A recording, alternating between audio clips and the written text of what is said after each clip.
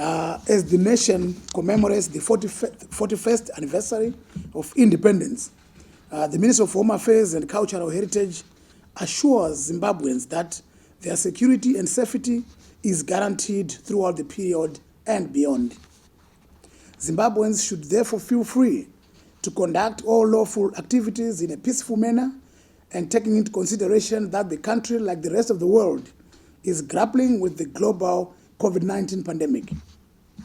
COVID-19 knows no boundary, creed, status, or religion. In this regard, Zimbabweans should observe and comply with the government of Zimbabwe's COVID-19 health and safety protocols. We can only fight this invisible enemy if we remain united as a people.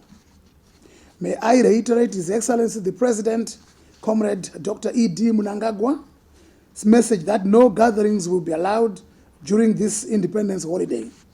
The public should continue prioritizing the wearing of face masks, practicing social distancing, and sanitization at all times. Social gatherings, which include churches and funerals, should strictly observe the stipulated maximum of 50 people.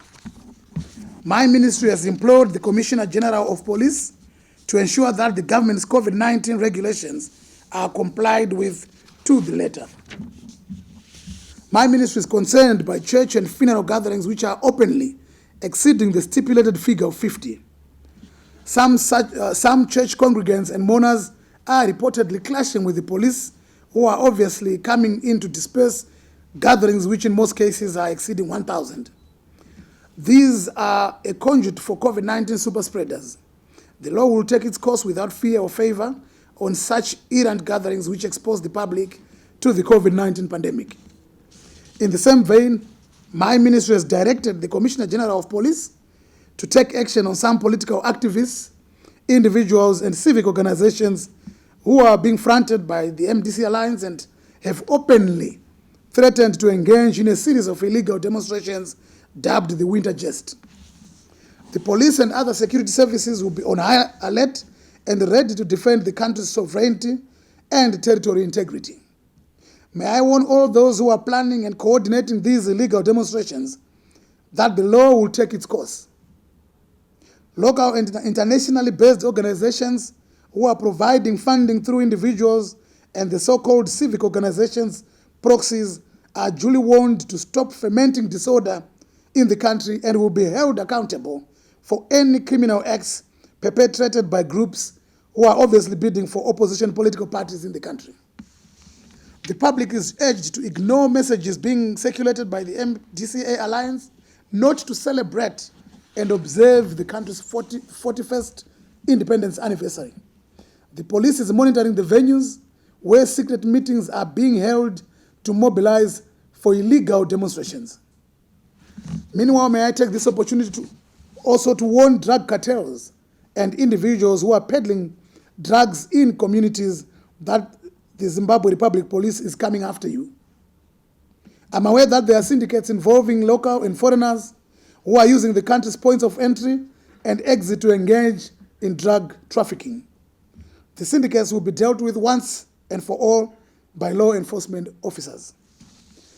In the same vein, criminals engaged in unlawful entry and theft cases, as captured in some videos seen on social media, will be brought to book. I'm pleased that some of the suspects involved in the Damo Falls and Rua cases have already been arrested and property has been recovered. On the other note, there's been statements to suggest that uniformed forces, in particular the army and the police, are involved in robberies. This is not a fact in any language. It is not only wrong, but mischievous and premature to assume that uniformed forces are involved in these robberies. We need to be on the lookout for some criminals who could be masquerading as uniformed forces. We kindly urge the public to report any suspicious activities in this regard and, as much as possible, provide evidence. Whenever there's a case of robbery, let us allow the police to do their investigations before making conclusions. Anyone found on the wrong side of the law will be prosecuted, regardless of their status in the society. Zimbabwe is a peace-loving country, and our uniformed forces are doing a great job in maintaining that.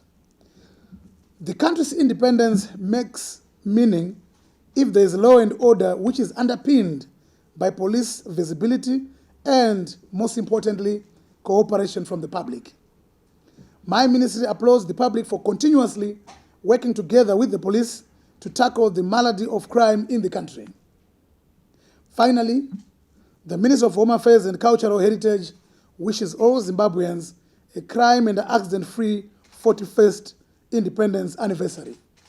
Stay safe, and remember that COVID-19 requires us to act responsibly and, above all, observe and comply with the government of Zimbabwe's safety and security regulations.